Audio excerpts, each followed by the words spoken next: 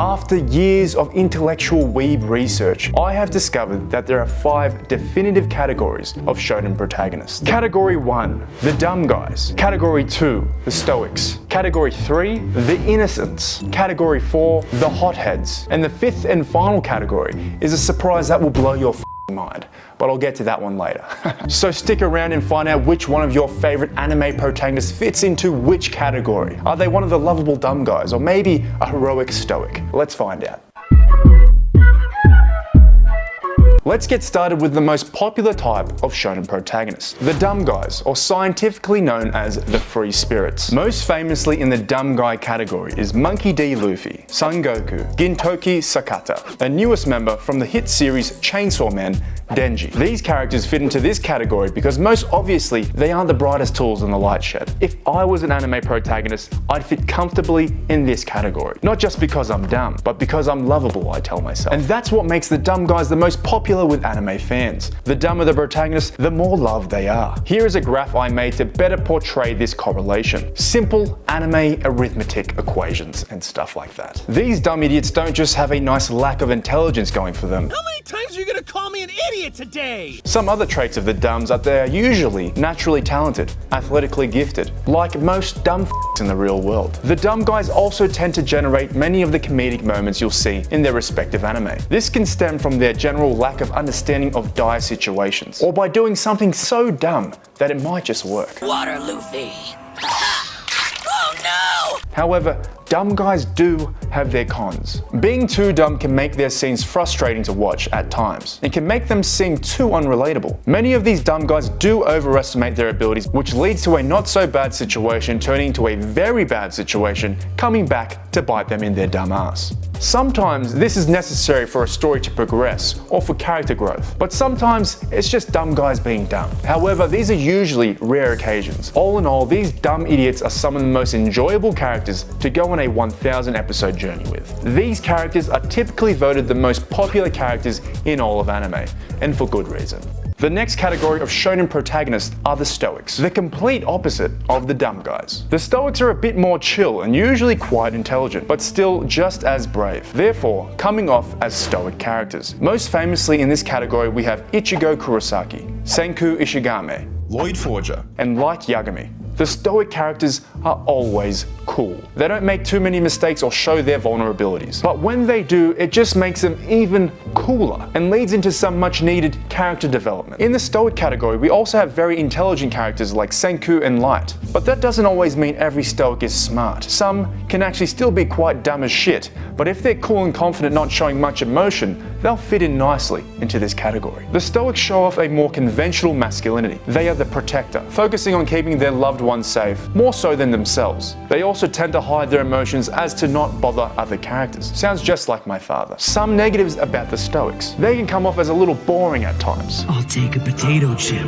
and eat it. Therefore making them seem one-dimensional. Compared to the dumb guys that shout and goof off, the Stoics just aren't captivating in that same way. They are also typically part of a more adult story, aimed at an older audience but still in the shonen demo. However, the Stoics are a very popular protagonist type that exude coolness, and they are natural born leaders, fit to be a main character of any anime series. So if you're not a fan of the happy-go-lucky dumb guys, you may much prefer a stoic protagonist. Next up are the innocents, also known as the crybaby protagonist. Most famously in the innocent category we have Izuku Midoriya, Tanjiro Kamado, D. Greyman, and Tsunayoshi Sawada. The innocents tend to be the least favorite of the shonen main characters because they are typically the most emotional. However, in the long run they have unlimited potential and can become some of the greatest characters when given the appropriate amount of time to grow. The innocents are the least favorite protagonist type, not just because they're emotional. Showing emotion can make for an engaging character and highlight growth. However,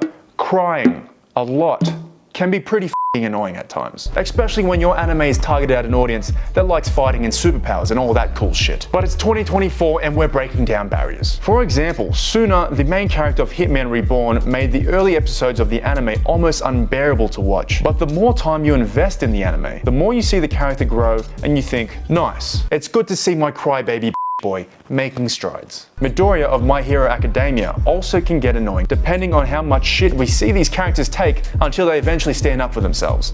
And of course, I'm not saying shonen characters crying is a bad thing. Tanjiro from Demon Slayer, definitely an emotional young chap at times, but his tears are utilized during impactful scenes that make the audience say, oh yeah, that is pretty f***ed up, I'd be crying like a bitch as well. And when he wears a brave face, you can still see the sadness in the character, but he still finds happiness in the small things. One of the best innocent characters that embraces emotion and bravery at the same time. And I repeat, the innocents can become epic and fan favorite characters. Suna went from being a little bitch of a main character to a dependable leader within the long run of the series. They also have a more unconventional version of masculinity, less Don Draper and more Wayman Wang. They have a sweet and kind demeanor, but when push comes to shove, they go hard in the paint and get very serial. 強くなるよ。君に勝てるよ。 These innocent characters tell young men, hey, it's okay to have feelings. It's okay. Okay? Next up, the hotheads, also known as the fiery types. Most famously, the shonen protagonists that fit the bill are Eren Yeager, Edward Elric, Yusuke Urameshi, and most obviously, Natsu Dragneel. These characters have the same ingredients as the crybabies, but instead of exuding the emotion of sadness, they exude anger. Why aren't you in school? I left because they pissed me off. These characters become mad quickly, and it can be from just about anything. Whether it's some bullies looking for a fight or someone mentioning their height, bars, shit will hit the fan for everyone around these hotheads. These characters are sometimes mistaken for the dumb guys. However, a big tell to find out if they're the fiery types is if they make this face consistently throughout their series. When calm and collected, the fiery types show their best traits as a leader. The fiery types are arguably the most determined characters of shonen because they aren't just angry all the time for no f***ing reason. That was me angry. Acting 101. Most typically, a traumatic event occurred which resulted in these characters going from innocent young lads to very serious and mad at everything young adults. Their anger can also be used as comic relief, whether it be for a cheap laugh or a long-running gag in the series. The audience may find these characters to be a bit off-putting at times, depending on how their anger fuels their actions. But they are no way near as irritating as the innocents. Your average shonen viewer would very much rather see an angry main character being driven by their hatred, rather than a sad one being driven by tears and depression. Let me know in the comments if you do agree with that. A character with sadness or a character with anger. Let me know,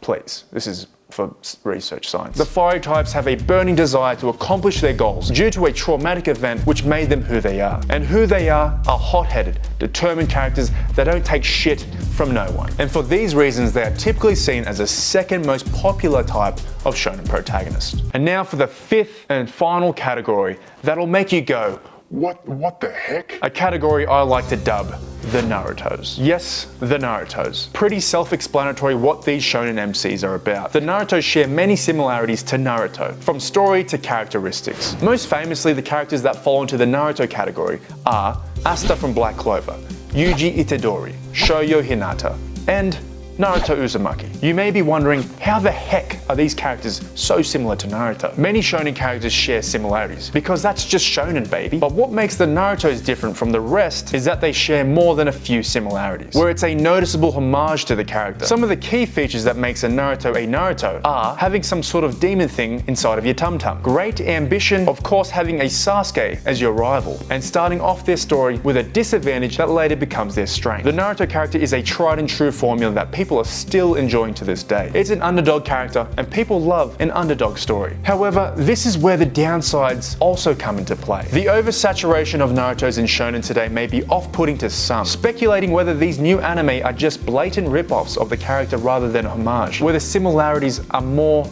than just similarities. I'll do whatever it takes to become the Wizard King! And my future dream is to be the greatest Hokage! If done right, they could be one of the greatest shonen protagonists.